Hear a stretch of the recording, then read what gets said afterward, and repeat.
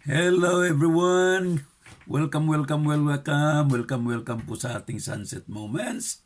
Sunset po dahilan sa mula sa pag usbong ng araw hanggang sa dapit-hapon ay marami po tayong dinaan ng mga experiences sa buhay.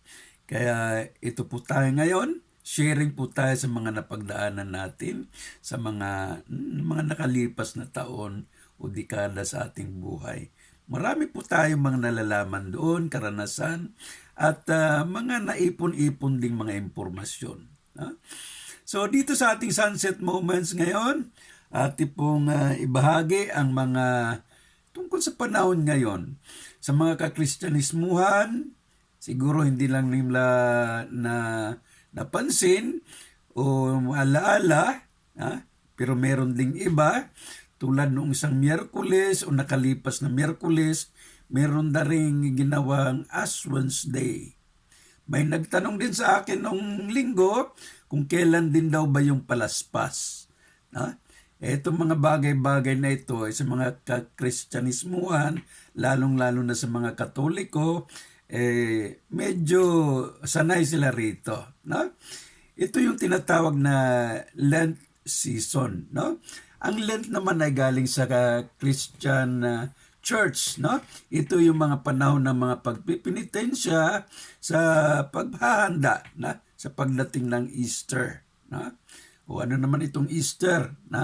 Siguro alam na ng mga Kristyanismuhan, mga Kristiyano kung ano itong Easter Sunday. Yung linggo ng pagkabuhay, resurrection of the Lord Jesus. Kaya sa paghahanda natin dito sa mga Lente, tuwang-tuwa lang ako na naibahagi sa atin itong mga ganito. Alam niyo po ba ito? Ito'y kandila, kulay yellow.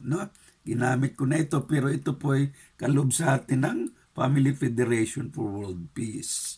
Ito namang isa, kandila pa rin, pero ang ganda-ganda ng niya, ganda-ganda ng design niya. Pero kandila po ito, ito po yung pabilo niya. So, ito po ay galing sa Catholic Church. And ito naman, ito yung isang kandila pa rin galing sa Chunilguk. Galing ito dalas ng aking anak galing sa Korea noon. Binigyan niya ako dito ang haba-haba ba naman. Nung pumunta sila ng Korea, pumunta sila sa Family Federation and ito, binilihan niya ako ng Chunilguk candle. Galing Korea po ito. Na ang ibig lamang nating sabihin, siya nga pala, ano bang gamit ng kandila? Bakit kailangan magsindi ng kandila sa pagdarasal? Kung magsisindi ka po ng kandila, talagang may apoy. Pag ano mo ng puspuro, yan mo dito sa pabilo, may apoy, pero ang apoy hindi po pupunta sa pababa. Pupunta po yan sa itaas. Kakatukin niya yung nasa itaas. Kumbaga parang magpa-flashlight siya sa taas, titingin siya doon at maghahanap kung nasaan na yung gusto niyang hanapin. So, ito sa pagdarasal, symbolic lang naman ito kung saan atin lubos na ginagalang at nananampalataya tayo, Diyos mo, nananampalataya sa ating may kapal na andun sa langit. Gandun din naman sa mga Buddhist, mga Shinto, na ang gamit naman nila is insenso. Inaano rin nila yun sa apoy, pero hindi yun kandila, kundi ituturok nila sa isang paglalagyan. Halimbawa ito, ituturok nila dito. Halimbawa ito yung insenso. Ito, tutusok nila rito, pero ito ang uusok-usok na ito.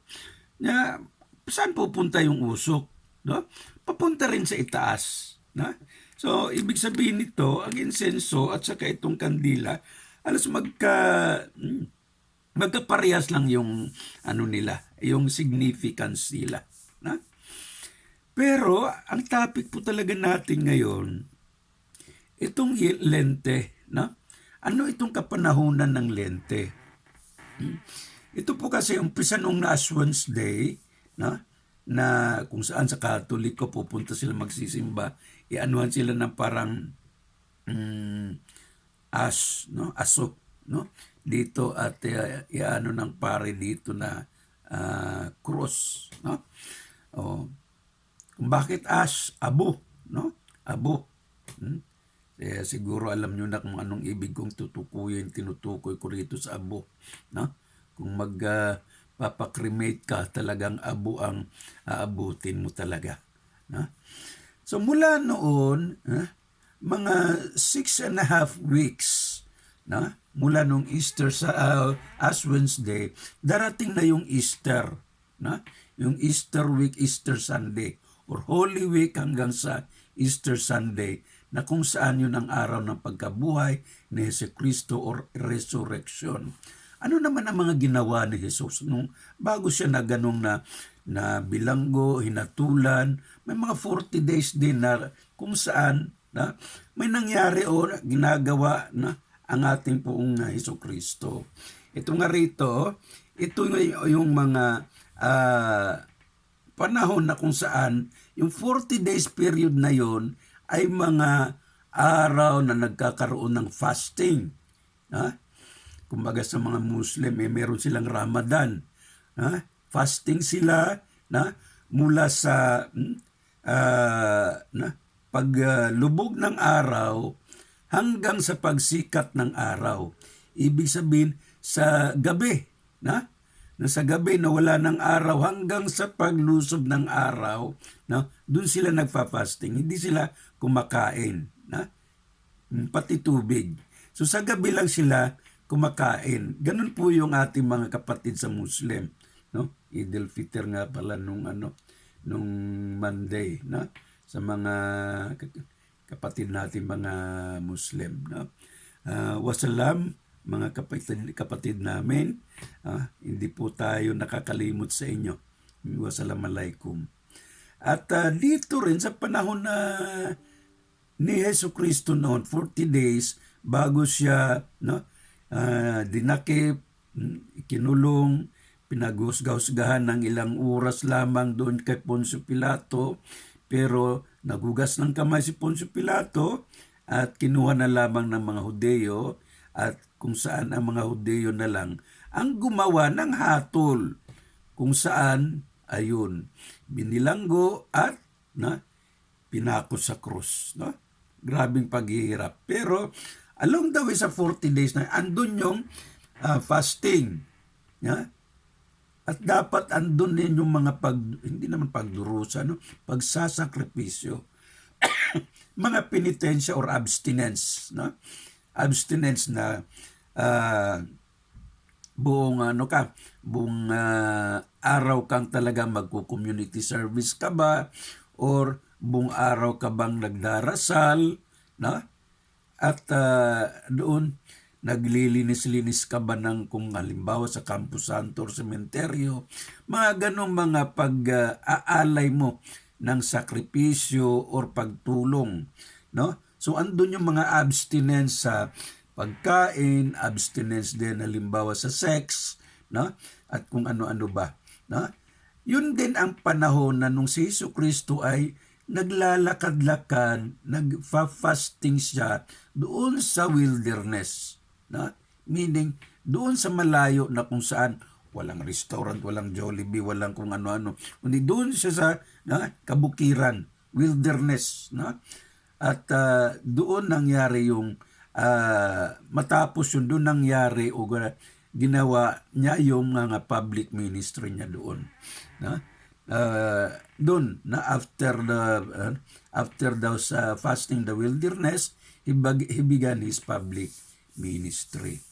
So ito nga Lenten, ito yung mga pupunta mo sa charity, pagbibigay ng hindi limos kundi donasyon, tulong, sa mga rehabilitation center, mga ganun-ganon, pagmamahalan, pagbibigayan, pag-recognize ng mga magandang institusyon na nakakatulong, no, para sa pamahalaan, para sa mga ikabubuti ng mamamayan.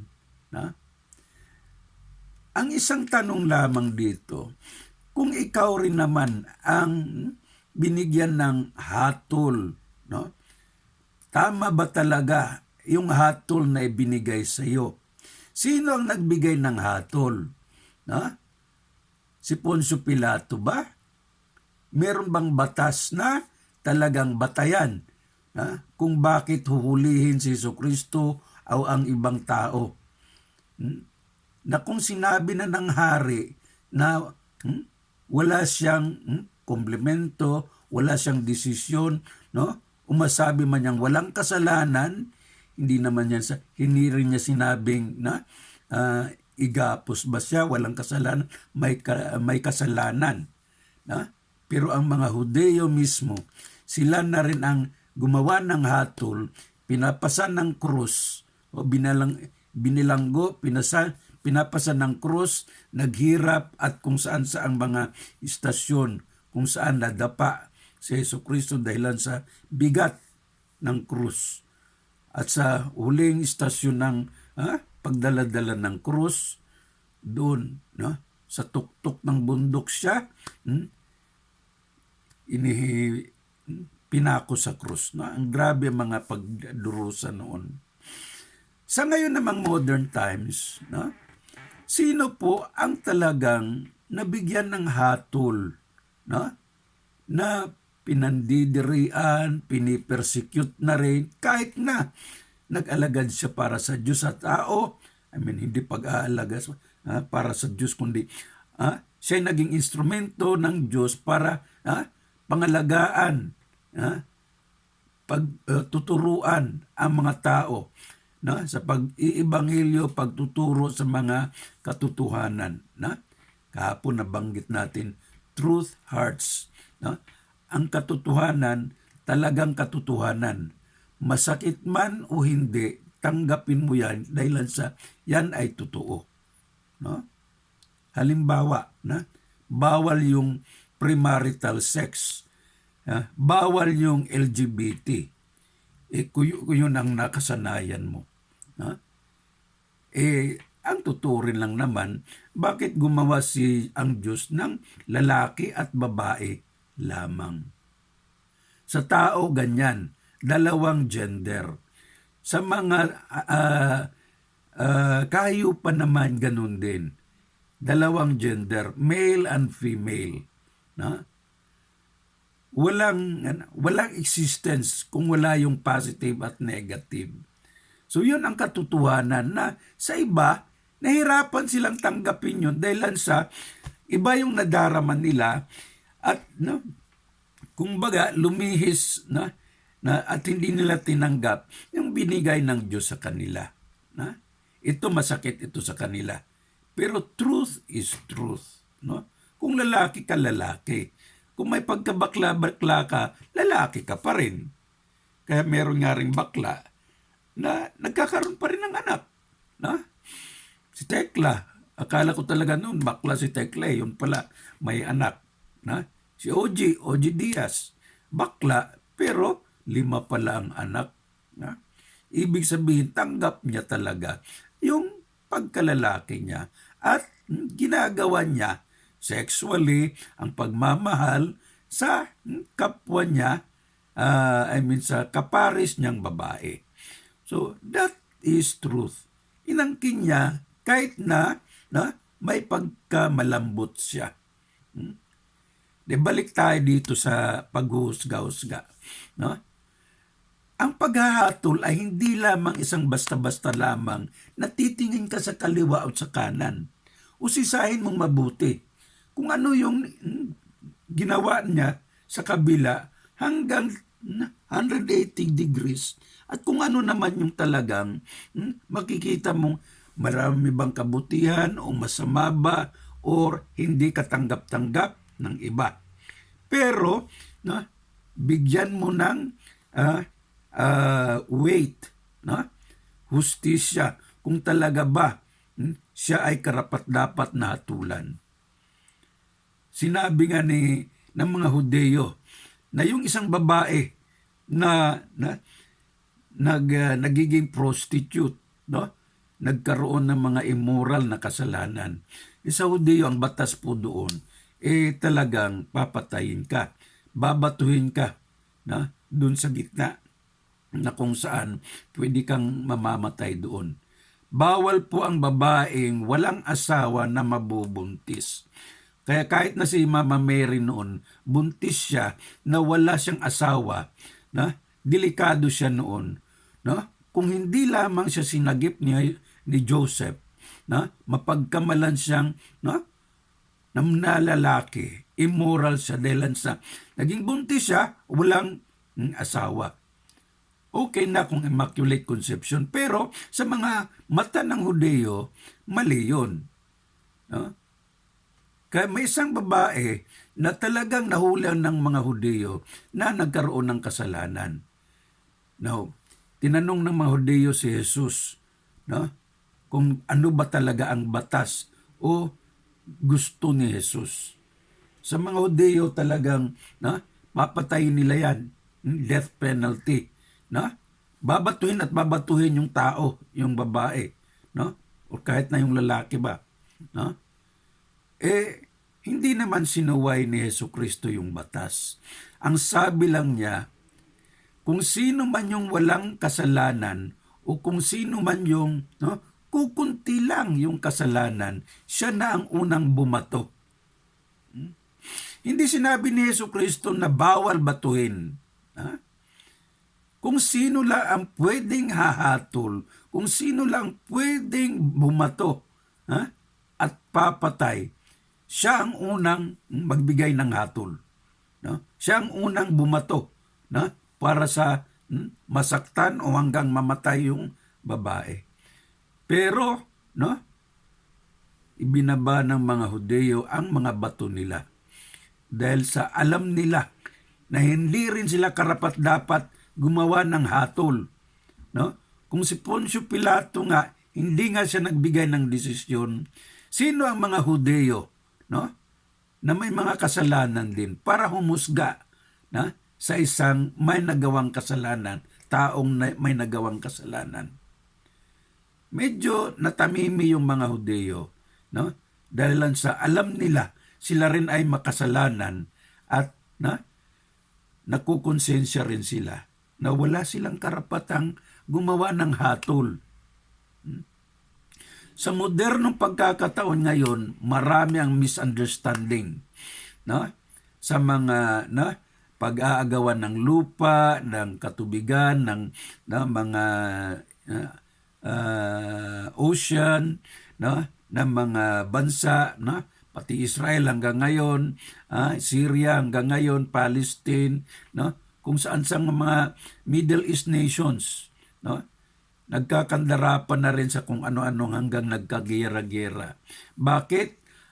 Ang isang bagay dyan, may gumawa ng hatol, may gumawa ng desisyon.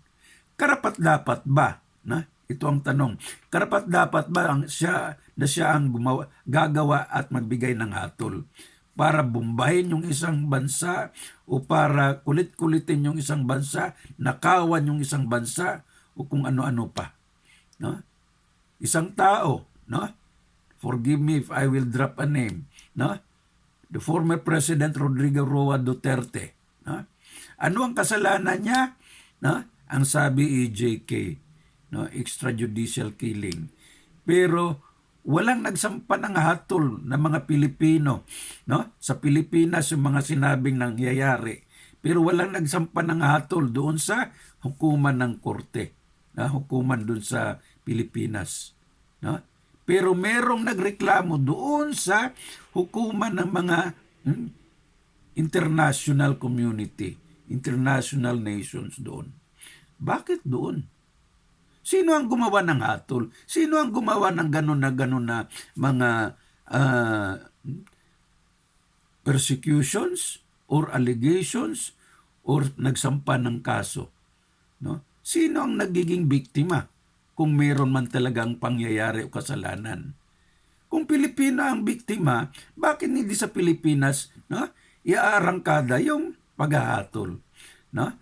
Ang ano po dito ay hindi politiko, kundi ang tema po natin dito ay yung lente na kung saan ang kapanahunan ng pagsasakripisyo, pagbibigay ng galang, ng mga tulong, fasting, pagdadalamhati or pagdadasal, reflections, meditations, and worships, giving alms, services, charities. Pero, imbis na dito sa Lenten season na ito, bakit halos na lang kasalanan at pag-aatol na hindi naman sana dapat mangyari? Bakit hindi dapat mangyari? Anong karapatan po para gumawa ka ng hatol? He who has the least sin or who has no sin can cast the first stone. No? That is not a violation of the law, pero morally, ganun talaga. It's a universal law. No? May konsensya naman ng tao eh. Kahit ang bansa, dapat may konsensya. So, we have to be careful in giving judgment. Sa isang tao ba? Sa isang institution ba? Isang organization ba? Do not just take a look or judge without knowing kung sino ka at kung may kasalanan ka ba o wala. Ito po ay isang bahagi natin dito sa Lenten season natin. Nagfa-fasting, pumunta sa mga lugar na talagang makipot na halos wala siyang makita-kitang mga kundi sa isang lugar na siya lamang ang makapagmumuni-muni, walang temptations, walang pagkain o kung ano man. Doon siya nagfa-fasting. Kaya sa Lenten season na ito, kumuha kayo ng kandila nyo. Magdasal tayo. Sindihan nyo ang kandila. Mag-vigil tayo para makuha ng ibang tao, maintindihan ng ibang tao kung ano ang